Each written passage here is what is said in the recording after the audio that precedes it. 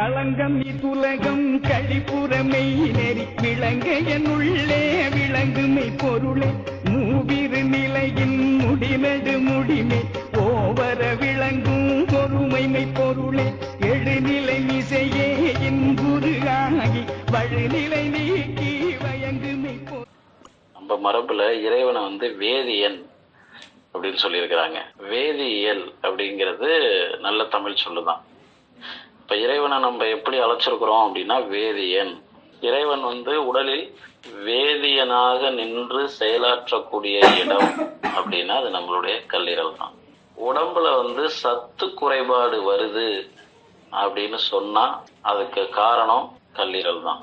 நம்ம கல்லீரல் கெட்டு போச்சுன்னு நினைச்சுக்கிட்டு அதுக்கு வைத்தியம் பார்க்க கூடாது. நம்ம நினைச்சு பார்க்க முடியாத அளவுக்கு அது அங்க செயல்பட்டு கொண்டிருக்கிறது. நம்ம உடம்புலயே இருக்கக்கூடிய இரண்டாவது பெரிய உறுப்பு அப்படின்னா அது கல்லீரல் தான். இரண்டாவது பெரிய உறுப்பு. கிட்டத்தட்ட கழுதை பாரம் சுமக்கக்கூடியதும் கல்லீரல் தான். ஒரு பழமொழி கூட இருக்கு, கழுதை பாரம் சுமக்கும் ஆனா படுத்தா எந்திரிக்காது. இது கல்லீரலை புரிஞ்சுக்கலாம். அவ்வளவு தூரம் அது பாரம் சுமக்கும். பொதுவா ஈரல் அப்படின்னு பேர் வந்துருச்சுனாவே ஈரத்தன்மையுடைய சென்சிட்டிவான உறுப்புன்னு அர்த்தம். ஈரத்தன்மை அங்க இருக்கணும்னு அர்த்தம். கல்லீரல் வெப்பம் அடையும் பொழுதுதான் அங்க வீக்கம் நடக்கும். கல்லீரல் வீங்கு அப்படின்னு சொல்லியாச்சுனாலே அங்க வெப்பம் அதிகமாயிடுச்சுன்னு அர்த்தம். பொதுவா இரவுல தூங்காம வேலை செய்யறவங்களுக்கு கல்லீரல் இயல்பா வெப்பம் அடையும். கல்லீரலுடைய மகத்துவத்தையும் அற்புதத்தையும் புரிஞ்சுக்கிறதுக்கு முயற்சி பண்ணுங்க. அதை ஒரு வகுப்புல சொல்லிக் கொடுக்க முடியாது. உண்மையிலேயே அந்த உறுப்பினுடைய மகத்துவமும் அது செய்யக்கூடிய அற்புதங்களும் நம்ம உடம்புல மிக மிக மிக அதிகம். 70% முடிஞ்சு போனதுக்கு அப்புறம் தான் அதனுடைய அறிகுறியே வெளியில தெரியும். ஆனா நம்ம சொல்லியிருக்கக்கூடிய ஆரோக்கிய வழிகாட்டல், காலையில குளிக்கிறது, மூச்சு பயிற்சி, யோகா ஆசனங்கள், நம்ம சொல்லி கொடுக்கக்கூடிய யோக பயிற்சிகள், இதெல்லாம் செஞ்சுக்கிட்டே வந்தீங்க அப்படின்னா அந்த உறுப்பை ஆயுள் காலம் வரைக்கும் நலிவடையாம பாதுகாத்துக்கலாம். அது 70% முடிஞ்சு போனதுக்கு அப்புறம் தான் நோயாளிக்கு சிம்டம்ஸ் தெரியும். ஆனா நல்ல அனுபவம் உள்ள மருத்துவர்களுக்கு அது பாதி பிரச்சனையில இருக்கும் பொழுதே அவங்கள பார்த்தோன்னா கண்டறிய முடியும். பார்த்தாவே தெரியும். நாடி பார்க்க வேண்டாம், அறிகுறிகளை கேட்டு தெரிஞ்சுக்க வேண்டாம், பார்த்தாவே தெரியும். ஆனா அதனுடைய சிம்டம்ஸ் நோயாளிக்கே தெரியாது. அப்போ ஒரு 4 பிரிவா பிரிச்சுக்கோங்க, சரியா? முதல் பிரிவு என்ன தெரியுமா? இத ஆங்கில மருத்துவத்துல ஸ்டேஜ் அப்படின்னு சொல்லுவாங்க. அம்மா இப்படி சொல்ல வேண்டாம், தமிழ் மருத்துவம் படிக்கிறதுனால இதை ஒரு 4 பிரிவுகளா எடுத்துக்கலாம். கல்லீரல்ல 4 பிரிவுகளுக்கு உட்பட்டு நோய்கள் தோன்றும். அதுல முதலாவது கல்லீரல் வெப்பம் அடைவது. வெப்பம் அடையும் போதே கல்லீரலுக்கு ஒரு அழுத்தம் கிடைச்சிரும். அத கல்லீரல் அழுத்தம்னு சொல்லலாம். இந்த இடத்திலேயே கண்டுபிடிச்சிட்டோம் அப்படின்னா அதை அப்படியே சரி பண்ணிக்க முடியும். ரொம்ப ரொம்ப எளிமை. 2வது கல்லீரல்ல கொழுப்பு படிகிறது. இது எதுவுமே உடனே நடக்காது. இது எல்லாத்துக்குமே இந்த ஒரு பிரிவுல இருந்து அடுத்த பிரிவுக்கு வர்றதுக்கு 5 ஆண்டு காலம் எடுத்துக்கும். இதுல என்ன ஒரு விசேஷம்னா, காலத்துல வயசானவங்களுக்கு வந்த பிரச்சனை எல்லாம் இன்னைக்கு குழந்தைகளுக்கு வருது. 8வது 9வது படிக்கிற பிள்ளைகளுக்கு கல்லீரல் அழுத்தம் இருக்குது. இன்னைக்கு நம்மளும் 12 மணிக்கு தான் தூங்குறோம், அதுங்களையும் 12 மணிக்கு தான் தூங்க வைக்கிறோம். நம்ம படுக்கிறதுக்கே 11 ஆயிடுதுன்னா அப்புறம் அதுங்க படுக்கிறதுக்கும் 11 ஆயிடுது இல்லையா? அதுங்களும் நல்லா தூங்குறதுக்கு. 2வது பிரிவு கொழுப்பு சேருவது. 3 கல்லீரல் சுருக்கம், அழுத்தம், அதுக்கப்புறம் அதுல கொழுப்பு உருவாகுது, அப்புறம் அது சுருக்கம் அடையுது, அதுக்கப்புறம் அதுல புற்றுநோய் வருது. கடைசி நிலை அதுல இருக்கிற செல்கள் சிதைய ஆரம்பிக்கிறது தான் புற்றுநோய். இந்த 4 நிலைகள் வரும்போதும் இதனுடைய பாதிப்பு மற்ற உறுப்புகளுக்கும் இருக்கும். இதுல இந்த கொழுப்பு வர்ற இடத்துலதான் மஞ்சக்காமல் எல்லாம் உருவாகிறது. கல்லீரல் கொழுப்பு படிய ஆரம்பிச்சிருச்சு அப்படின்னா அதுக்கப்புறம் மஞ்சக்காமல் எல்லாம் வர ஆரம்பிக்கும். கல்லீரல் சுருக்கம் வந்துட்டாலே அது பெரிய வியாதியா உருவெடுக்க ஆரம்பிக்கும். ஒருத்தருக்கு சிறுநீரகம் பிரச்சனைன்னு சொன்னாலே கல்லீரல் பாதிப்படையாம சிறுநீரக பாதிப்பு இருக்கவே முடியாது. சிறுநீரக பாதிப்பு முதல்ல வெளியில தெரிஞ்சிடும். ஆனா அதுக்கு பின்னாடி இருக்கிற காரணங்கள் கல்லீரலா இருக்கும். வாழ்நாள் முழுக்க ஒரு உறுப்பை ஆரோக்கியமாக வச்சுக்கிறதுக்கான வழிகள் என்னங்கிறது தான் உங்களுக்கு முதல்ல தெரிஞ்சிருக்கணும். நல்லா இருக்கிற உறுப்பை நல்லாவே வச்சுக்கிறதுக்கு என்ன வழியோ அதுதான் உங்களுக்கு முதல்ல தெரிஞ்சிருக்கணும். இந்த 3வது பிரிவுல அந்த கல்லீரல் எப்படி ஆயிரும் அப்படின்னா, ஈரல்னாவே ஈரப்பதம் இருக்கிற உறுப்புன்னு சொன்னேன். இந்த கல்லீரல் சுருக்கம் என்ற பிரச்சனை வரும்போது அந்த கல்லீரல் எப்படி ஆயிடும்னா கல்லு மாதிரி ஆயிடும். அது சுருங்க சுருங்க சுருங்க நல்ல ஈரப்பதத்தோட இருந்த உறுப்பு கருங்கல் மாதிரி ஆயிடும். ஒரு பந்து இருக்குல்ல, அது மாதிரி ஆயிடும். இப்ப இதுல இருந்து என்ன புரிஞ்சுக்கலாம்னா, நம்மளுடைய பழக்க வழக்கங்கள்னாலையும் நம்மளுடைய உணவு முறைகளாலையும் கல்லீரல் தாக்கப்பட்டிருக்கு. சுருக்கமா சொல்லணும்னா கல்லீரல் நச்சுத்தன்மை ஆயிடுது, அவ்வளவுதான். கல்லீரலுடைய வேலையே என்னன்னா உடம்புல இருக்கிற நச்சுத்தன்மையை பிரிக்கிறது தான். உணவு வாய் வழியா உள்ள வரும்போது தைராய்டே நச்சுத்தன்மையை குறைக்கும். அதை தாண்டி இரைப்பையிலையும் அந்த வேலை மறுபடியும் நடக்கும். மறுபடியும் குடல் உறிஞ்சிகளுக்கு போகும்போது அங்கேயும் நடக்கும். இதெல்லாம் தாண்டி தான் அங்க நம்ம அந்த உணவுகள்ல இருக்கிற நச்சுத்தன்மை அல்லது ஒழுங்கா செரிக்கப்படாத சர்க்கரை சத்து. உண்மையா சொல்லணும்னா கல்லீரலை பாதிக்கிறதே சர்க்கரை சத்து தான். ஒழுங்கா செரிக்கப்படாத சர்க்கரை சத்து தான் கல்லீரலை பாதிக்கிறதே. கொழுப்புங்கிறது என்ன தெரியுமா? சர்க்கரை சத்து. முடிஞ்ச வரைக்கும் எவ்வளவு தூரம் போராடினாலும் அந்த சர்க்கரை சத்தை பிரிச்சு உடம்புக்கு தேவையான போது அந்த ஆற்றலை வழங்கணுங்கிறதுனால சர்க்கரை சத்தை சேமிச்சும் வச்சுக்கும். ஒரு சேமிப்பு கிடங்கு. நம்ம சாப்பிடாத போதும் சில நேரம் நம்மளால எனர்ஜியா இயங்க முடியுது அப்படின்னா அதுக்கு காரணம் அந்த கல்லீரல் தான். நீங்க ஒரு வேளை உணவு 2 வேளை உணவு எடுத்துக்காம உங்களால இயங்க முடியுது அப்படின்னா அங்க கல்லீரல் நின்று அது வேலை செய்யும். ப்ரொடியூஸ் பண்ணும் சத்துக்களை, சர்க்கரை சத்தை எடுத்து வச்சுக்கும். தமிழ்ல நம்ம அலர்ஜின்னு சொல்றோம்ல, அலர்ஜி அப்படின்னா அந்த இடம் பாதிக்கப்பட்டிருக்கிறது அல்லது வீங்கி இருக்கிறது அல்லது சீல் கோர்த்து இருக்கிறதுன்னு அர்த்தம். அலர்ஜினா என்ன? அந்த இடம் வீங்கி இருக்குது அல்லது சீல் கோர்த்து இருக்குன்னு அர்த்தம். அதுக்கு பேர் தான் அலர்ஜி. அலர்ஜிங்கிற அந்த சொல்லுக்குள்ளேயே அழல் இருக்கு. அழல்னா வெப்பம். நமது உடம்புல பித்தத்தால் பாதிக்கப்படக்கூடிய ஒரு உறுப்பு தான் கல்லீரல். உடம்புக்கு தேவையான பித்தத்தை ப்ரொடியூஸ் பண்றதே அந்த கல்லீரல் தான். ஆனா அதே பித்தத்தால தான் அது பாதிக்கப்படுது. ஏற்கனவே நம்ம வகுப்புல நான் சொல்லியிருக்கிறேன், பித்தம் என்றால் நஞ்சு அப்படின்னு சொல்லியிருக்கிறேன். பித்தம்னா நஞ்சு. அப்ப கல்லீரல் சார்ந்த எந்த பிரச்சனையாக இருந்தாலும் அதுக்கு பித்தம் தான் காரணம். அது சித்த மருத்துவத்துல எப்படி சொல்றது அப்படின்னா இரத்த பித்தம். இரத்த பித்தம். சித்த மருத்துவத்துல இந்த கல்லீரலுடைய நோய் அதிகமாகும் போது சித்த மருத்துவத்துல ஒரு பேர் வச்சிருக்கிறாங்க. அதுக்கு பேரு மகோதரம்னு பேர்.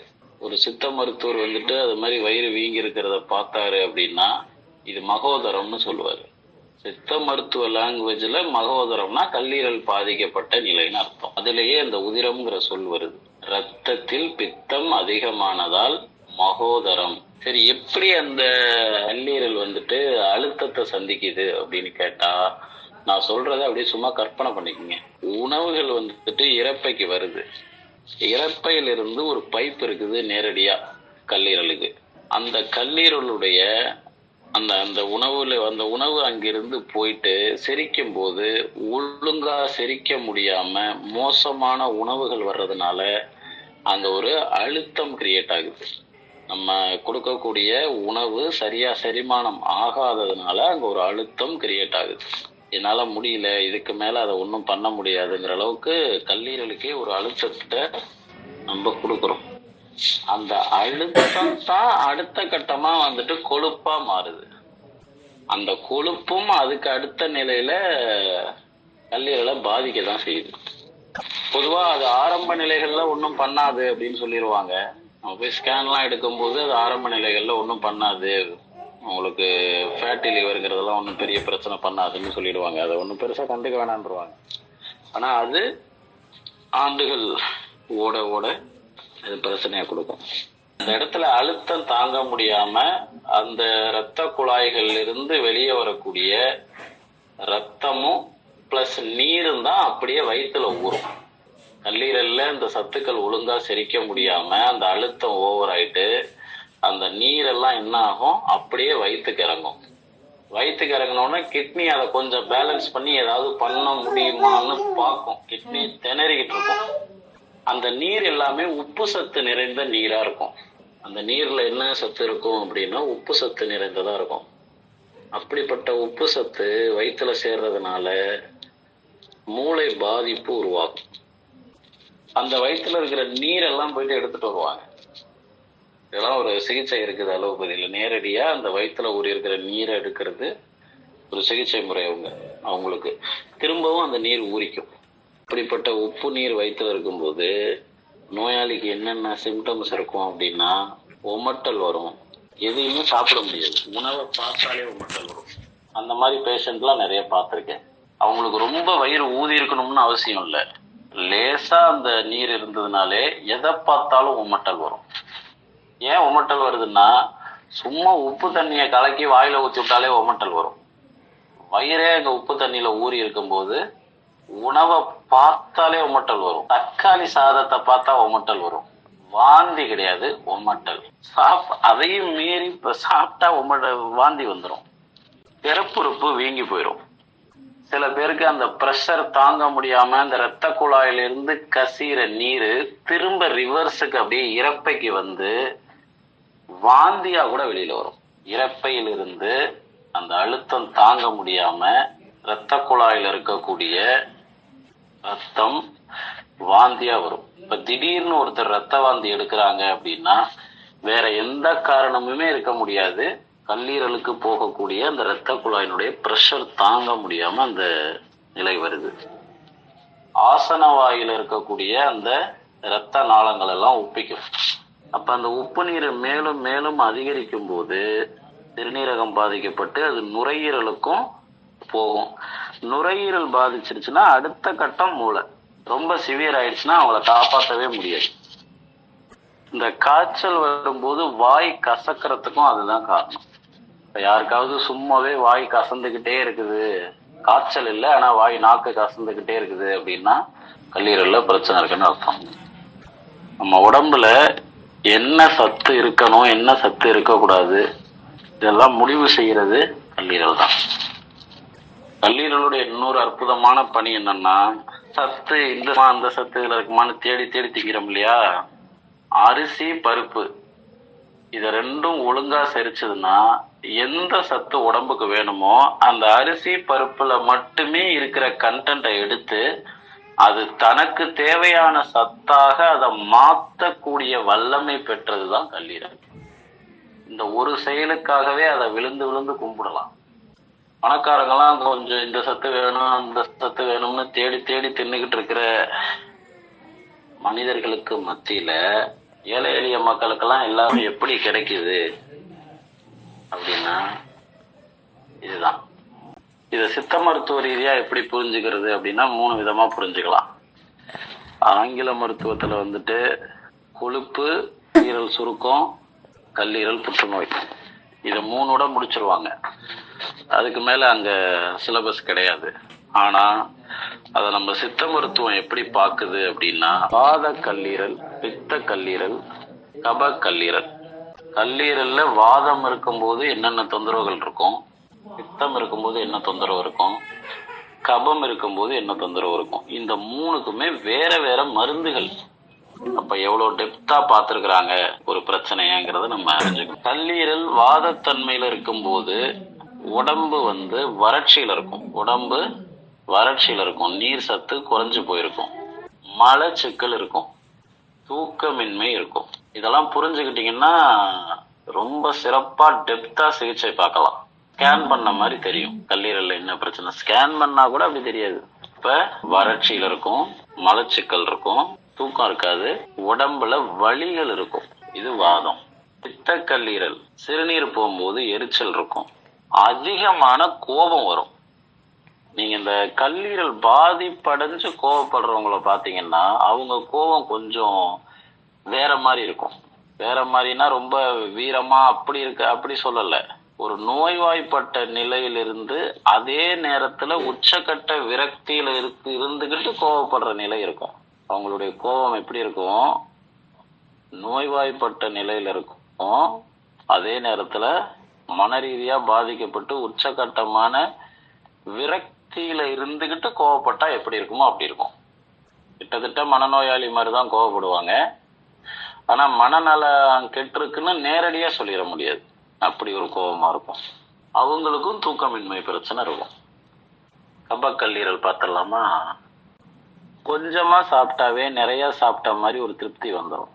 2 இட்லி சாப்பிட்டா 4 இட்லி சாப்பிட்ட மாதிரி ஒரு நிறைவு வந்துடும். சாப்பிட்ட உடனே படுக்கணுங்கிற எண்ணம் வரும். உடல் கனத்த தன்மைக்கு போயிடும். அளவுக்கு அதிகமான மந்தத்தன்மை இருக்கும். கல்லீரல் இன்னொரு மகத்தான வேலை என்ன செஞ்சுக்கிட்டு இருக்குன்னா, எல்லாமே மரபு ரீதியாவே நிறைய விஷயங்கள் நம்ம உடம்புக்குள்ள இருக்கு இல்லையா? காலகாலமா நம்ம முன்னோர்கள் சாப்பிட்ட உணவுகள் எல்லாமே அதனுடைய தன்மை எல்லாத்தையுமே செல்கள் ஸ்டோரேஜ் பண்ணி வச்சிருக்கு. தமிழர்களா இருந்தோம்னா என்னென்ன உணவு சாப்பிட்ருக்காங்க, அதை எப்படி செரிக்கணும், அதை எப்படி சத்தா மாற்றணும் அப்படிங்கிற ஃபுல் ப்ரோக்ராம் அதுக்குள்ள இருக்கு. நீங்க ஏதாவது புதுசா சாப்பிட்றீங்கன்னு வச்சுக்கோங்க, உங்க தலைமுறையிலே யாரும் வெளிநாடு போனது கிடையாது, நீங்க தான் போறீங்க. புதுசா என்னமோ ஒன்று சாப்பிட்றீங்கன்னா அதை அப்சர்வ் பண்ணி அது என்ன உணவு, எப்படி சாப்பிட்றாங்க, அந்த கண்டென்ட்டை என்ன மாதிரி சத்தா மாத்துறது அப்படிங்கிற வேலையை அது செய்யும். இப்போ கோக்கு, பெப்சி, மாசா இதெல்லாம் உங்க தாத்தா முப்பாட்டெல்லாம் குடிச்சிருக்க வாய்ப்பு இருக்கா? நீ தான் குடிக்கிற. இவ்வளவு தூரம் பொரிச்ச உணவுகளை, எண்ணெயில போட்ட உணவுகளை, அதுலயும் திரும்ப திரும்ப அந்த எண்ணெய்களை ஒரே எண்ணெய் வச்சுக்கிட்டு திரும்ப திரும்ப பயன்படுத்துவாங்க. அந்த மாதிரி எண்ணெய்கள்லாம் வச்சுக்கிட்டு சாப்பிட்ட பழக்க வழக்கம் உன் முன்னோர்கள்ட்ட கிடையாது, நீ தான் பண்ற. அப்ப இதெல்லாம் அனலைஸ் பண்ணி வைக்கும், அந்த வேலையும் அது செய்யுது. புளிச்ச மாவு இருக்கு இல்லையா? புளிச்ச மாவுல இட்லி தோசை செஞ்சு சாப்பிட்றதும் ஆல்கஹால் சாப்பிட்றதும் ஒண்ணுதான். ரெண்டுக்கும் பெரிய வித்தியாசம் கிடையாது. அறிவியல் படி இதான் உண்மை. நம்ம தண்ணி அடிக்காதீங்க தண்ணி அடிக்காதீங்கன்னு வீட்டுல இருக்கிறவங்களுக்கு அட்வைஸ் பண்றோம். நம்ம என்ன பண்ணிக்கிட்டு இருக்கிறோங்கிறத பார்க்கணும். கல்லீரல் பாதிப்படையாம இருக்கணும்னாலும், ஏற்கனவே பாதிப்படைஞ்ச கல்லீரலை கொஞ்சம் மீட்டெடுக்கணும் அப்படின்னாலும் என்னென்ன தவிர்க்கணும்? ஆல்கஹால் தவிர்க்கணும், ஒயிட் சுகரை தவிர்க்கணும், மைதாவை தவிர்க்கணும், திரும்ப திரும்ப சூடு பண்ணி வச்ச உணவுகள் சாப்பிடக்கூடாது, வலி மாத்திரைகள் சாப்பிடக்கூடாது, பதப்படுத்தப்பட்ட உணவுகளை சாப்பிடவே கூடாது. எந்த உணவெல்லாம் பதப்படுத்தப்பட்டிருக்கிறது? பதப்படுத்தணும்னாலே அங்க உப்பு வேணும். நீங்க எதை பதப்படுத்தணும்னாலும் சரி, அதுக்கு நம்ம கெமிக்கல்ல வேற பேர் வச்சுக்கிட்டாலும் ஒரு பொருளை பதப்படுத்தணும் அப்படின்னாலே உப்பு வேணும். ஆக்சுவலா அப்ப என்ன புரியுது? உப்பு புளி தவிர்க்க வேண்டும், இதுதான் பத்தியம். அதனாலதான் மஞ்சக்காமலை வந்தவங்களுக்கு கருவாடு, பதப்படுத்தப்பட்டது இதெல்லாம் கொடுக்காம பட்னி போடுன்னு சொன்னது. இதெல்லாம் லைஃப் லாங் தேவையில்லை. பியூர் ஆயிட்டாங்கன்னா உடனே அவங்களுக்கு அந்த டெஃபிஷியன்சி ஆயிருக்கும். திரும்ப அவங்களுக்கு கொடுக்க வேண்டியதே அந்த உணவு தான். அதுக்கு ஆரம்ப நிலைகள்ல கண்டுபிடிக்கணும். முதல் 2 நிலைகள்ல கண்டுபிடிச்சோம்னா ரைட்டு தான். கல்லீரல் சுருக்கம்ங்கிற அளவுக்கு அது போயிடுச்சுன்னா திரும்ப ரிவர்ஸ் எடுக்கிறது கஷ்டம். ஏன்னா நான் சொன்ன மாதிரி அது கழுத பாரம் தாங்கும். அது வரைக்கும் நம்ம உடம்புல என்ன நடக்குதுங்கிறது நமக்கு புரியலைன்னா திரும்ப ரிவர்ஸ் எடுக்கிறதுங்கிறது கொஞ்சம் சிரமமான விஷயம்தான். சுருக்கம்ங்கிற நிலைக்கெல்லாம் போகக்கூடாது. சுருக்கம்ங்கிற நிலைக்கு போயிட்டாலோ அல்லது புற்றுநோய்ங்கிற இடத்துக்கு போயிட்டாலோ ஆங்கில மருத்துவம் கையில வச்சிருக்கிற தீர்வு அறுவை சிகிச்சை தான். டிரான்ஸ்பிளான்ட் பண்ணிக்கோ. ஆனா அது இன்னைக்கு அவங்க ரொம்ப சர்வசாதாரணமா செய்யறாங்க. இந்த காலகட்டத்துல அது ரொம்ப ரொம்ப ஈஸி. கையில பணம் இருந்துன்னா போய் மாத்திக்கலாம். அது சக்சஸ்ஃபுல்லா அப்படின்னு கேட்டா அது கொஞ்ச காலத்துக்கு தான். ஏதோ போற உயிரை ஒரு 5 ஆண்டுகள் அல்லது கொஞ்சம் எங்கா இருந்தாங்கன்னா ஒரு 10 ஆண்டுகள் நிப்பாட்டி வைக்கலாம், அவ்வளவுதான். அந்த 10 ஆண்டுகளுக்கு 25 லட்ச ரூபா 30 லட்ச ரூபா செலவு பண்றதுக்கு இருக்குதுன்னா அவங்க செஞ்சுக்கிட்டு போறாங்க. அதுல எல்லாம் யாரும் தடுக்க கூடாது. அவங்களுடைய 10 ஆண்டு வாழ்றதுக்கான வேல்யூ அவ்வளவு கொடுக்குறாங்க, அவ்வளவுதான். அதை யாரும் போய் குறுக்கெல்லாம் நிக்காதீங்க. இங்க இருக்கிறவங்க கதையெல்லாம் வேற. அது கிராமத்துல எல்லாம் மோசம். உடம்ப சரி செய்யறதுக்கு 1 லட்ச ரூபா கேட்டாலே அதுக்கு நான் செத்தே போறேன் பரவாயில்லன்றுவாங்க. கல்லீரலை நலமாக வைத்திருக்கக்கூடிய உணவுகள் சொல்றேன். மஞ்சள், கீழாநெல்லி, சுண்டல், இஞ்சி தேனூரல், கறிவேப்பிலை, சீந்தி, மிளகு, புளியாரைக்கீரைன்னு ஒன்று இருக்குது, அது, வல்லாரை, கரிசலாங்கண்ணி, கரிசாலை, இதெல்லாம் கல்லீரலை பலப்படுத்தக்கூடியது, நலப்படுத்தக்கூடியது. இப்போ அந்த வாதம் பித்தம் சார்ந்து மருந்து கொடுக்கணும் அப்படின்னா சித்த மருத்துவத்தில் மருந்துகள் இருக்குது. அதெல்லாம் நாட்டு மருந்து கடையிலே கிடைக்குது. அதெல்லாம் வாங்கி நீங்கள் பயன்படுத்தலாம். அடுத்தவங்களுக்கு கொடுக்குறீங்களோ இல்லையோ நீங்கள் பயன்படுத்தலாம். வாதா கல்லீரலாக இருந்தது அப்படின்னா சில மருந்து இருக்கு. சகல நோய் சூரணம்னு ஒன்று இருக்கு. லவண பற்பம், பஞ்ச லவண மெழுகு, மகா வில்வாதி இலகம், முத்து பற்பம். இது வந்துட்டு வாத கல்லீரலுக்கு. பித்த கல்லீரலுக்கு மல்லி சூரணம், சந்தனாதி சூரணம்னு ஒன்று இருக்கு. பவள பற்பம், முத்து பற்பம், நில வேம்பு கஷாயம். இது பித்த கல்லீரலுக்கு. நாங்க இப்ப கல்லீரல்ல கொடிய நெஞ்சு ஆகி போச்சு அப்படின்னா அதெல்லாம் முறிக்கிறது நிலவேம்பு கஷாயத்தால முடியும். கப கல்லீரலுக்கு கடுக்காய் பயன்படுத்தலாம். கடுக்காய் நல்லா வேலை செய்யும். இந்து உப்பு சூரணம்னு ஒன்று இருக்கு, அது பயன்படுத்தலாம், அது நல்லா வேலை செய்யும். மஞ்சள் நெய் குடிநீர் அப்படின்னு ஒன்று இருக்கு, அது நல்லா வேலை செய்யும். அளவு கடந்த பயம் இந்த கல்லீரல் பிரச்சனை உள்ளவங்களுக்கு வரும். இந்த மாதிரி பயத்தை அனுபவிக்கிறவங்கள பார்க்க முடியாதவங்களால. தாவரங்கள்ல இருந்து உப்பு எடுத்தது மருத்துவத்துக்காக. அது யூஸ்வலா சமையல்ல கிடையாது. சமையல்ல தாவரங்கள்ல இருந்து உப்பு எடுத்து பயன்படுத்துனது இல்லை. அந்த பழக்கம் நடைமுறையில இல்லை. கல்லீரல் நல்லா இருந்து அதனுடைய பலத்தால பற்களும் நல்லா இருந்ததுன்னா என்ன சாக்லேட் சாப்பிட்டாலும், என்ன பல்லே வளர்க்காம அசுத்தமா இருந்தா கூட பல்லுக்கு ஒன்றும் ஆகாது. கல்லீரல் பிரச்சனையால இந்த பல்லுக்கு அந்த மாதிரியான சிம்டம்ஸ் இருக்குதாங்கிறத நம்ம ஆளை பார்க்கும்போது தான் கண்டுபிடிக்க முடியும். அப்புறம் இந்த யோகாவில் பார்த்தீங்கன்னா இந்த வயிற்றுக்கு கொடுக்குற எக்ஸசைஸ் எல்லாமே கல்லீரலுக்கும் பொருந்தும். வயிற்று அமுக்கிற மாதிரி, விரிக்கிற மாதிரி என்னென்ன எக்ஸசைஸ் இருக்குதோ, மொத்த உடலையும் வளைச்சு நிமித்துற மாதிரி என்னென்ன பயிற்சி முறைகள் இருக்குதோ அத்தனையும் கல்லீரல் பிரச்சனை உள்ளவங்களுக்கு கொடுக்கலாம். கொஞ்சம் கொஞ்சமா அவங்களுக்கு பயிற்சி கொடுத்து மேம்படுத்தலாம். பட் ஆனா போராடக்கூடாது. ரொம்ப பாதிச்சு வந்தவங்களுக்கு போராடிக்கிட்டு இருக்கிறது வைத்தியம் இல்லை. வாழ்ந்துகிட்டு இருக்கிற மனிதர்கள் கல்லீரல் பாதிப்படையாம வாழ்றது எப்படிங்கிறத எஜுகேட் பண்றதுதான் மருத்துவருடைய வேலை. இப்போ நம்ம சூரிய நமஸ்காரம்னு தான் கத்துறோம். அதுக்கு பின்னாடி எவ்வளவு விஷயம் இருக்கு பாக்குறீங்கல்ல. நான் மீண்டும் சொல்றேன், மனித உடலில் ஒரு சின்ன மாற்றத்தை கொண்டுட்டு வர்றதுங்கிறது அவ்வளவு சாதாரணமான விஷயம் இல்லை. மருத்துவரும் சரியா இருந்து நோயாளியும் ஒத்துழைச்சு அவங்களுக்கு விதியும் இருந்ததுன்னா மீண்டு வரலாம். ஆனா இது 100ல் 2 பேருக்கு தான் நடக்கும். அப்ப ஆப்ஷன் யாருக்கு அதிகமா இருக்குன்னா, இது வரைக்கும் எனக்கு எந்த பிரச்சனையும் இல்லை கல்லீரல்ல, நீ நல்லா வச்சுக்கலாம். இனி வரக்கூடிய அடுத்த ஜென்ரேஷனுக்கு நம்ம நடத்த போற பாடங்கள் எல்லாம் வச்சுக்கிட்டு ஒவ்வொரு உறுப்பையும் நீ எப்படி நல்லா வச்சுக்கணுங்கிறத சொல்லி கொடுக்கலாம். கல்லீரலோடு நல்ல நெருக்கமான உறவு யாருன்னா கரிசாலையும் கீழா நெல்லியும் தான். இது 2 பேரும் ரொம்ப பெரிய உறவு கல்லீரலுக்கு. வள்ளலார் அதனாலதான் கரிசாலைன்னு கத்துன்னு கத்தினாரு. வள்ளலாருடைய ஆயுள் முழுக்க அந்த கரிசாலைங்கிற ஒரு மூலிகையை தான் ரொம்ப பெருசா பேசினாரு. அவர் என்ன சொன்னாருன்னா, நீ ஒரு ஞானிக்கு பக்கத்துல பல ஆண்டுகள் வாழ்ந்தாலும் அந்த கரிசாலையில உள்ள ரகசியத்தை அவர் சொல்லிக் கொடுக்க மாட்டார் அப்படின்னு சொன்னார். கரிசாலை நெய் வந்துட்டு கபத்தை நீக்கும். அதை உண்ணாக்குல வைக்கும்போது கபம் எல்லாம் கொட்டுன்னு கொட்டிரும், வாய் வழியாவே வந்துடும் கபம். எல்லா கபமும் உடம்பை சிதைக்கக்கூடிய கபம் வாய் வழியாவே வந்துடும். அவரு இந்த கரிசாலையை மட்டும் ஒழுங்கா பயன்படுத்திக்கிட்டே வா, அது மட்டுமே போதும், நீ நெற்றிக்கண் வரைக்கும் திறந்துடலான்னு சொன்னார் அவர். கரிசாலையை நல்லா உணர்ந்த ஆளு அவர் தான். வள்ளலாரை பின்பற்றுறவங்க எல்லாருமே கரிசாலையை ரொம்ப பெருசா பேசுவாங்க. ஒற்றை மூலிகை போதும், எல்லாத்தையும் அடிச்சு துவம்சம் பண்ணிடுவோம் அப்படின்னு சொல்லுவாங்க.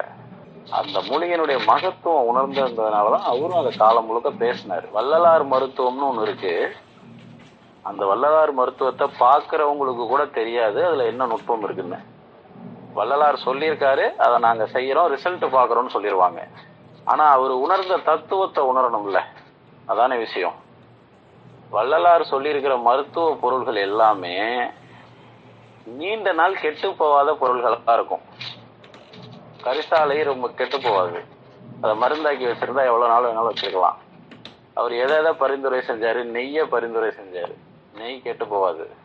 தேனை பரிந்துரை செஞ்சாரு, தேன் கெட்டு போகாது. அப்ப எதெல்லாம் நீண்ட நாள் நிலைக்கக்கூடிய பொருள்களோ அதை உடலுக்கு பயன்படுத்து அப்படின்னு சொன்னாரு. ஏன்? உடலும் நீண்ட நாள் நிலைக்கும், அவ்வளவுதான், சிம்பிள் லாஜிக். ஏதோ ஒரு மனுஷன் இருந்ததுனால கரிசாலை எவ்வளவு தூரம் கொண்டு போனாருன்னு நமக்கு புரிஞ்சுது. கீழாநெல்லியெல்லாம் யாரு அவ்வளவு தூரம் கொண்டு போனாங்கன்னு தெரியாது. ஆனா இன்னைக்கு கல்லீரல்னாலே சுத்துப்பட்டு கிராமத்துல எல்லாருக்கும் தெரியும் கீழாநெல்லி மோர் தான். கீழாநெல்லி அரைச்சு மோர்ல கலந்து குடிச்சோம்னா கல்லீரல் அப்படியே உடனே எந்திரிச்சு வேலை செய்யும். இதை ஒரு மருந்தா எப்படி எடுத்துக்கலாம் அப்படின்னா, கருவேப்பிள்ளையை 3வது இடத்துல வச்சுக்கலாம். முதல் இடம் கரிசாலை, 2வது இது எல்லாமே பாத்தீங்கன்னா முடிக்கும் அப்படியே வரும். முடிக்கு கரிசாலைய முடிக்கு பயன்படுத்தலாம், இது கீழாநெல்லியும் பயன்படுத்தலாம், வேப்பிலையும் பயன்படுத்தலாம். முடிக்கும் சொல்லுவாங்க, கண்ணுக்கும் சொல்லுவாங்க. இது எல்லாமே அதனோட தொடர்புடைய உறுப்பு தான். அப்படி இருக்கும்போது என்ன பண்ணலாம் அப்படின்னா, ரொம்ப எளிமையான மருந்து. கருவேப்பிலைய நல்லா அரைச்சு அதையும் தேன்ல கலந்து, சும்மா நம்ம நார்மலா இருக்கும் போதே இதெல்லாம் சாப்பிடலாம். இதெல்லாம் நோய் வந்தாதான் சாப்பிடணும்னு இல்லை.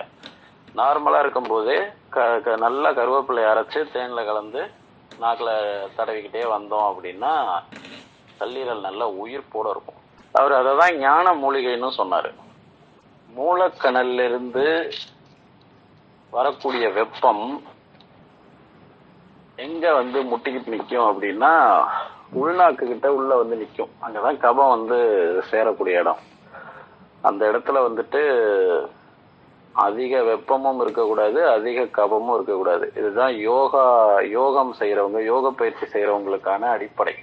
அதனால அந்த இடத்த ரொம்ப தூய்மையாக சுத்தமாக வச்சுக்க சொல்றாரு வள்ளலார். அந்த இடம் மட்டும் கொஞ்சம் கிளியரா இருந்ததுன்னா உடம்புல இருக்கிற வியாதிகள் கொஞ்சம் வெளியே. அந்த இடம் அடைச்சுக்கிட்டு, அந்த உள்நாக்கு இருக்கிற பகுதி அடைச்சுக்கிட்டு, அந்த இடம் அதிக வெப்பமாயிட்டு கபம் சேர்ந்தது அப்படின்னா வியாதி லாக் ஆயிடும், உள்ளுக்குள்ளேயே தங்கி பெருக ஆரம்பிச்சிடும். வியாதி வெளியேறக்கூடிய இடம் 2, இன்னும் வாந்தி, இன்னொன்னு பேதி. இது 2 வழியா தான் வியாதி வெளியே போகும். இந்த 2 இடமும் லாக் ஆயிடுச்சுன்னா போகாது. அதே மாதிரி இப்ப நம்ம கல்லீரலுக்கு சொல்லும் போது இஞ்சி தேனூரல் நல்லா வேலை செய்யும். பொதுவா நான் இஞ்சி யாருக்குமே சொல்ல மாட்டேன், ஏன்னா இன்னைக்கு எல்லாருடைய உடலும் எப்படிப்பட்ட வெப்பத்துல இருக்குன்னு எனக்கு நல்லாவே தெரியும். அதனால இஞ்சி நான் கூடுமான வரைக்கும் சொல்லவே மாட்டேன்னு வச்சுக்கோங்களேன். ஆனா கல்லீரல் பிரச்சனையை பொறுத்த வரைக்கும் இஞ்சி தேனூரல் எடுத்துக்கிறது மிக அற்புதமாக கல்லீரலை குணப்படுத்தக்கூடிய, நலப்படுத்தக்கூடிய ஒரு மருந்து. அதனால அதுக்கு மட்டும் பயன்படுத்திக்கோங்க. அது இன்னும் நிறைய வேலை செய்யும், ரொம்ப உடலுக்கு நன்மை செய்யும். இஞ்சிய தேனூரலா பயன்படுத்தும் போது ரொம்ப சூப்பரா இருக்கும். அதனால இது இஞ்சி தேனூரலும் கல்லீரல் பிரச்சனை உள்ளவங்க தான் பயன்படுத்தணும்னு கிடையாது.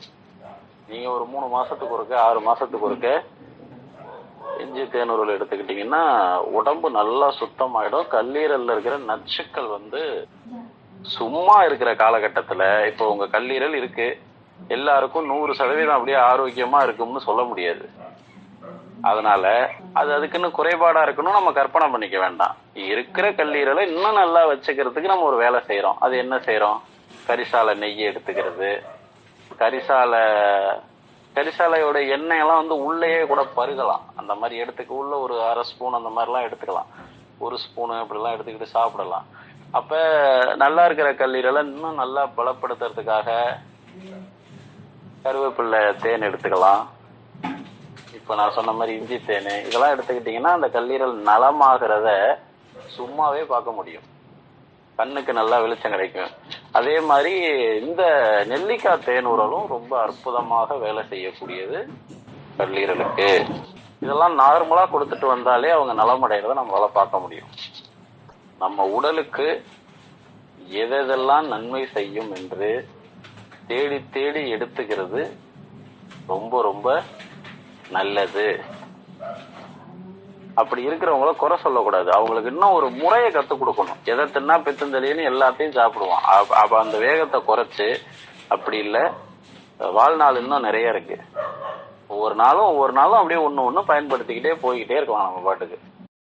தூக்கமின்மையால் நீண்ட நாட்களா அவதிப்படுறீங்களா? இன்னைக்காவது நிம்மதியா தூங்க முடியுமான்னு யோசிக்கிறீங்களா? நடு இரவுல அடிக்கடி எந்திரிக்கிறீங்களா? மார்னிங் எந்திரிச்சதும் பாடி ஃப்ரெஷ்ஷா இல்லாம டயர்டா இருக்கா?